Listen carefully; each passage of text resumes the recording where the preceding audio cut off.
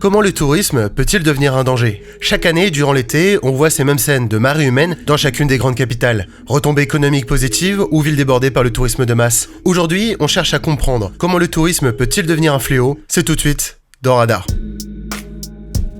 L'explosion du transport aérien ces 40 dernières années a permis de rendre le monde entier accessible en quelques heures. Avec l'émergence de centaines de compagnies low cost, le tourisme est devenu accessible et surtout massif. Selon le rapport de l'ONU Tourisme 2024, plus de 1,4 milliard de touristes internationaux sont attendus dans le monde. Mais cette explosion se concentre sur une infime partie du globe. 95% des voyageurs se rendent sur 5% de la surface terrestre. Au-delà d'une hyper-concentration, c'est une répartition extrêmement inégale des recettes qui renforce les conséquences d'une ultra-libéralisation de nos moyens de transport. En supportant des flux excessifs de voyageurs, certaines villes se transforment en véritables villes-musées. En voulant s'adapter à un tourisme massif, ces villes concentrent l'entièreté de leur économie vers une économie du tourisme en monopolisant leurs moyens pour les visiteurs. Au-delà de subir un monopole, ces villes se retrouvent asphyxiées par le tourisme, empêchant toute forme de vie locale et d'identité propre à ces villes-galeries, comme à Venise, qui a été obligée en 2021 d'interdire la venue des paquebots venant déverser leurs touristes dans la ville italienne, ou à Barcelone, qui a vu certains quartiers transformés en véritables Airbnb géants, créant une crise immobilière sans précédent. En plus de cela, ces villes, devenues industries touristiques, se sont confrontées à un léger problème durant la douce année 2020,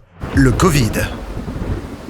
Cette épidémie aura été révélatrice de ce problème, spéculé sur un tourisme sans limite au prix d'un effondrement économique de nombreuses villes. Pourtant, même après cet arrêt forcé, le phénomène n'a pas disparu. Il a même trouvé de nouveaux relais d'amplification. Avec les réseaux sociaux, le voyage devient une tendance, une mode, tuant le sens même du voyage. Il se retrouve sur une to-do list, une case à cocher, une case à trier. Visiter une ville instagrammable s'inscrit alors entre changer la disposition de son salon et acheter les nouvelles bougies chez Emma. Derrière une caricature, ce n'est pas moins de 60% des personnes qui trouvent leur destination de voyage sur les réseaux sociaux. Instagram a remplacé le guide du routard et TikTok le guide Michelin. Aujourd'hui, le tourisme n'est plus seulement un enjeu économique, mais un enjeu sociétal. La quête de reconnaissance sociale, le sentiment d'exister en découvrant une culture en surface sont des mécanismes qui se sont décuplés avec les réseaux sociaux. Dans un monde ultra connecté, il faut apprendre à vivre le voyage différemment, chercher de nouvelles destinations, redéfinir ce qu'est un voyage, parce que le problème n'est pas de vouloir se prendre en photo comme tout le monde sur Times Square ou de vouloir escalader le mont Everest, mais de réfléchir à l'impact de nos comportements, de notre consommation, de la pollution engendrée par ces voyages pour préserver nos sociétés et nos cultures durablement.